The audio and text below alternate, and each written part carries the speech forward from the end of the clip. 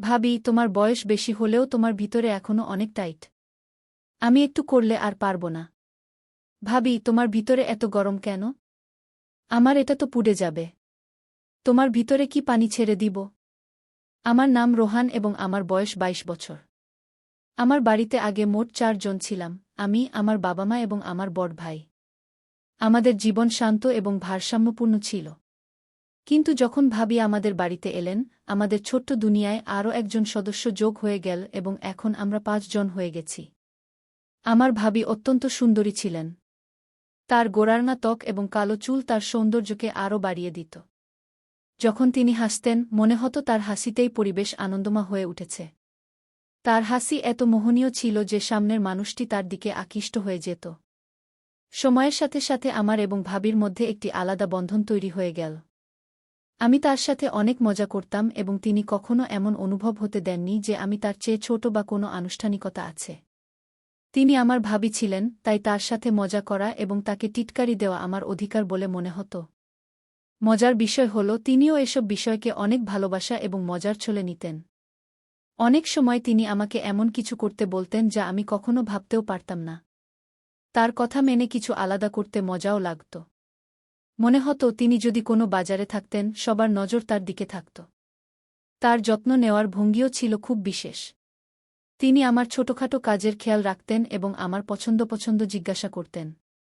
একদিন বাড়িতে আমাদের দুজন ছাড়া আর কেউ ছিল না।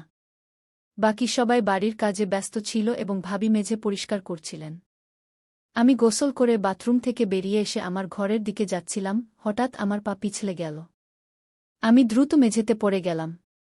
পড়ার সময় একটু জোরে শব্দ হল এবং ভাবি তৎক্ষণাৎ আমার দিকে দৌড়ে এলেন। ভাবি আমাকে তুলতে চেষ্টা করলেন, কিন্তু সম্ভবত মেঝে ভিজে ছিল, তাই তারও পা পিছলে গেল এবং তিনি সরাসরি আমার উপর পড়ে গেলেন। এখন আমরা দুজনেই মেঝেতে ছিলাম এবং তার চোখ সরাসরি আমার চোখের মধ্যে আটকে গেল। মনে হল যেন সময় থেমে গেছে। আমরা দুজনেই একে অপরের চোখের দিকে তাকিয়ে রইলাম। প্রায় ২ মিনিট আমরা এই অবস্থায় ছিলাম, তারপর হঠাৎ দুজনেই একে অপরকে সাহায্য করে উঠে দাঁড়ালাম। আমি ধীরে ধীরে আমার ঘরের দিকে চলে গেলাম। ঘরে বসে আমি ভাবলাম, সেই মুহূর্তের অভিজ্ঞতা কত অস্বাভাবিক এবং অদ্ভুত ছিল। কিছুক্ষণ পরে ভাবি আমার ঘরে এলেন। তার মুখে একটু লজ্জা ছিল, কিন্তু তবুও তিনি ধীরে ধীরে জিজ্ঞাসা করলেন, রোহান, তোমার কোথাও আঘাত লাগেনি তো? আমি তার দিকে তাকিয়ে হেসে উত্তর দিলাম, না ভাবি, আমার কিছু হয়নি। কিন্তু আপনার তো আঘাত লাগেনি? ভাবি এক মুহূর্ত থেমে বললেন, বেশি কিছু না, কিন্তু কোমরে একটু টান লেগেছে। তার হাতে বাম ছিল এবং তিনি বারবার এটি ঘুরাচ্ছিলেন, যেন নিজেকে সামলে নেওয়ার চেষ্টা করছিলেন। আমি তৎক্ষণাৎ বললাম, ভাবি, বামটা আমাকে দিন, আমি লাগিয়ে দিই। এটি শুনে ভাবি একটু লজ্জা পেলেন। তিনি হেসে বললেন, না, আমি নিজেই লাগিয়ে নেব। তোমাকে কষ্ট দেওয়ার দরকার নেই। আমরা দুজনেই কিছুক্ষণ একে অপরের দিকে তাকিয়ে রইলাম। আমি তার চোখের দিকে তাকালাম এবং মনে হল যেন তার চোখ আমাকে কিছু বলতে চাইছে। কিছুক্ষণ এমনই কেটে গেল, তারপর হঠাৎ ভাবি নিজেকে সামলে নিলেন। তিনি তার লজ্জা লুকিয়ে বললেন, তুই বাইরে এসে খাবার খেয়ে নে। আমি তোকে খাবার দিয়ে দেব। আমি চুপ করে তার কথা শুনলাম এবং মাথা নেড়ে সম্মতি জানালাম। কিন্তু আমার মনে অনেক প্রশ্ন উঠছিল। আমি বুঝতে পারছিলাম যে তিনি ভেতরে ভেতরে অস্থির হয়ে উঠছিলেন। সম্ভবত তিনি তার অনুভূতিগুলো নিয়ন্ত্রণ করার চেষ্টা করছিলেন। ভাই বাড়িতে না থাকলে ভাবির কোনো জিনিসের প্রয়োজন হলে আমি সেটি এনে দিতাম। একদিন ভাবি আমার কাছে এসে বললেন, রোহান, আমাকে বাজার থেকে কিছু জিনিস কিনে আনতে হবে। তার কণ্ঠে একটু লজ্জা এবং হাসি ছিল। আমি তৎক্ষণাৎ উত্তর দিলাম, ভাবি, আপনি আমাকে বলুন, আমি জিনিস কিনে এনে দেব। আপনাকে কষ্ট করতে হবে না। ভাবি আমার দিকে তাকালেন এবং হালকা করে হেসে বললেন, না রোহান, জিনিসটা আমাকে নিজেই গিয়ে কিনতে হবে। তার কথায় এবং মুখের ভাবভঙ্গিতে কিছু বিশেষ ছিল। মনে হচ্ছিল যেন তিনি কিছু লুকিয়ে রাখছেন বা সরাসরি বলতে পারছেন না। কিছুক্ষণ চুপ থেকে তিনি লজ্জা পেয়ে বললেন, তুই আমাকে বাইকে করে নিয়ে চল। ভাবির এই কথা শুনে আমি একটু অবাক হলাম, কিন্তু তৎক্ষণাৎ সম্মতি জানালাম। আমি বাইক বের করলাম এবং ভাবিকে বসতে বললাম। তিনি পেছনে বসতেই আমি কিছুক্ষণের জন্য আমার হৃদস্পন্দন অনুভব করছিলাম। তার স্পর্শ আমার পিঠে হালকা করে লাগল এবং এটি আমার জন্য একদম নতুন অনুভূতি ছিল। আমরা বাজারে পৌঁছলাম এবং একটি বড় দোকানের সামনে দাঁড়ালাম।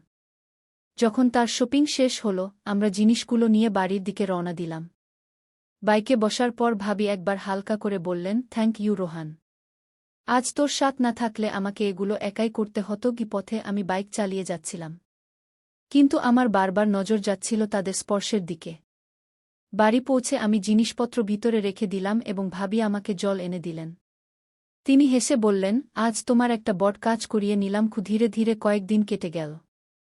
একদিন ভাবির কাছে ভাইজের ফোন এল। ভাই জানিয়েছিলেন যে তার ফিরতে আরও কয়েকদিন লাগবে। এ কথা শুনে ভাবির মন আরও ভারী হয়ে গিয়েছিল। আমি বুঝতে পেরেছিলাম যে ভাবির কারও সাহায্যের প্রয়োজন। মনে মনে ভাবছিলাম, আমি কি তার সাহায্য হতে পারি? শেষ পর্যন্ত আমি এখন বড় হয়ে গেছি এবং দায়িত্ব নেওয়ার চেষ্টা করতে পারি। কিন্তু তবুও যখন আমি ভাবিকে সান্ত্বনা দেবার কথা ভাবলাম, তখন আমার মনে ভয় এবং দ্বিধা ছিল। আমি চিন্তা করছিলাম যে ভাবি আমার কথার কি অর্থ নেবেন এবং আমার সম্পর্কে কি ভাববেন। রাতের সময় ছিল প্রায় 11টা। আমরা সবাই খেয়ে ফেলেছি। মা বাবা তাদের নিজ নিজ ঘরে ঘুমোতে চলে গেছেন। বাড়িতে এখন শুধু আমি আর ভাবি জেগে আছি। ভাবি খেতে বসেছিলেন। আমি দেখলাম তিনি কিছুটা বিষণ্ণ এবং অসুস্থ দেখাচ্ছেন। আমি ধীরে ধীরে জিজ্ঞাসা করলাম, ভাবি কি হয়েছে? আপনি কিছুটা অস্বস্তিতে দেখাচ্ছেন। ভাবি মৃদু কণ্ঠে বললেন, কিছু বিশেষ নয়, শুধু একটু টেনশন। আমি তার কথার উপর জোর দিয়ে জিজ্ঞাসা করলাম, কি কথা ভাবি, বলুন তো।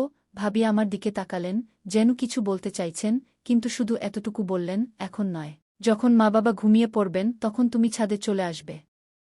আমার তোমার সাথে একটা জরুরি কথা আছে। যখন ভাবি আমাকে ছাদে ডাকলেন, তখন আমার মনে অনেক প্রশ্ন জেগে উঠল। এই ভাবনা যে ভাবি আমার সাথে কিছু গুরুত্বপূর্ণ কথা বলতে চাইছেন, আমাকে কিছুটা উত্তেজিত এবং কৌতূহলী করে তুলছিল। রাত 11টা বাজে। আমি দেখলাম মা এবং বাবা গভীর ঘুমে আছেন। তারপর আমি চুপচাপ ছাদে চলে এলাম। সেখানে পৌঁছে দেখলাম ভাবি আগে থেকেই সেখানে বসে আছেন। আমি তার কাছে গিয়ে বললাম, ভাবি, আপনি এতক্ষণ এখানে বসে আছেন, কি কথা? ভাবি শান্ত স্বরে বললেন, বসো রোহন, আমার তোমার সাথে কিছু কথা আছে। আমি তার পাশে বসে জিজ্ঞাসা করলাম, ভাবি, কি হয়েছে? আপনি আমাকে এখানে কেন ডাকলেন? ভাবি একটি গভীর শ্বাস নিয়ে বললেন, রোহন, সকালে তোমার ভাইয়ের সাথে কথা হয়েছিল। সে বলেছে যে তার ফিরতে আরও কয়েকদিন লাগবে। আমি বুঝানোর চেষ্টা করলাম, ভাবি, সম্ভবত তার কাজে এখনও সময় লাগছে, তাই সে এখন আসতে পারছে না। ভাবি আমার কথা কেটে বললেন, এসব আমি বুঝি, কিন্তু কি সে আমার কোনো পরোয়া করে না? সে কি বুঝতে পারছে না যে আমি এখানে একাকী অনুভব করছি? আমি তাকে সান্ত্বনা দিতে চেষ্টা করলাম, ভাবি, তা নয়, ভাই আপনাকে অনেক ভালোবাসে, শুধু সে তার কাজে ব্যস্ত। ভাবি দুঃখিত হয়ে বললেন, যদি সে সত্যিই আমার পরোয়া করত, তাহলে কি সে এখনও আসত না? তুমি কি বুঝতে পারছ না রোহন, আমি এখানে একা কিভাবে সময় কাটাচ্ছি? আমি কিছুটা বিভ্রান্ত ছিলাম এবং তার কথার সঠিক অর্থ বুঝতে চেষ্টা করছিলাম। আমি জিজ্ঞাসা করলাম, ভাবি, আপনি কি বলতে চাইছেন? আমি আপনার কথা স্পষ্ট বুঝতে পারছি না। ভাবি কিছুক্ষণ চুপ থেকে আমার দিকে তাকিয়ে বললেন, রোহন, এর অর্থ ঠিক তাই যা তুমি ভাবছ। তার এই কথা আমাকে আরও বিভ্রান্ত করে দিল। আমি বুঝতে পারছিলাম না যে তার শব্দগুলোর অর্থ কী। যখন ভাবি আমার সাথে কথা বলছিলেন, তিনি আমার খুব কাছাকাছি এসে বসলেন। তারপর তিনি হেসে জিজ্ঞাসা করলেন, রোহন, আমাকে একটা কথা বল, তোমার কি কোনো গার্লফ্রেন্ড আছে? আমি মাথা নেড়ে উত্তর দিলাম, না, আমার কোনো গার্লফ্রেন্ড নেই। ভাবি হেসে বললেন, কি বলছ তুই? যখন আমি তোমার বয়সের ছিলাম, তখন আমার 3-4টি বয়ফ্রেন্ড ছিল। তার এই কথা শুনে আমি চমকে গেলাম।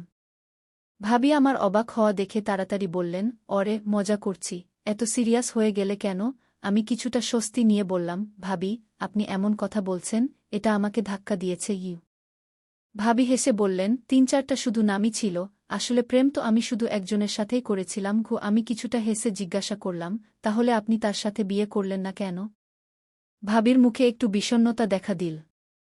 তিনি বললেন, আমি তাকে বিয়ে করতে চেয়েছিলাম, কিন্তু সে মানা করে দিল। কিছুক্ষণ চুপ থেকে ভাবি আমার দিকে তাকিয়ে আমি কিছু সময় কাটাতে পারি।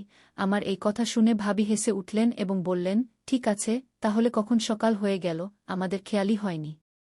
ভাবি বললেন, গত রাতটি আমার জীবনের সবচেয়ে স্মরণীয় রাত হয়ে উঠল। আমি আজ পর্যন্ত কখনো এত ভালো অনুভব করিনি। এরপরে যখন ভাই বাড়িতে থাকতেন না, আমি ভাবির পুরো সাহায্য করতাম এবং ভাবিও খুশি থাকতেন। কিন্তু এই সময় আমার মনে বারবার একটি প্রশ্ন উঠছিল, এই সম্পর্কটি কি ঠিক? আমরা কি এই বন্ধনকে সমাজের চোখ থেকে লুকিয়ে রাখতে পারি? আমি ভাবির সাথে এই বিষয়ে খোলাখুলি কথা বলার সিদ্ধান্ত নিলাম। এক রাতে যখন আমরা আবার ছাদে ছিলাম, আমি আমার মনের কথা বললাম, ভাবি, আপনার কি মনে হয় না যে আমাদের এই সম্পর্ক নিয়ে ভেবেচিন্তে এগিয়ে যাওয়া উচিত? ভাবি আমাকে দেখে একটি গভীর শ্বাস নিয়ে বললেন, রোহন, আমি জানি এটা সহজ নয়, কিন্তু আমি চাই আমরা এই সম্পর্কটি আমাদের খুশির জন্য যাপন করি, সমাজের চিন্তা না করে। তার কথা শুনে আমার একটি অদ্ভুত বিশ্বাস জন্মাল। আমি অনুভব করলাম যে আমাদের অনুভূতি এবং একে অপরের প্রতি আকর্ষণ কোনো সামাজিক বন্ধন থেকে অনেক বেশি গুরুত্বপূর্ণ ছিল। এখন যখনই আমি ভাবির সাথে সময় কাটাই, আমি একটি নতুন শক্তি এবং খুশি পাই।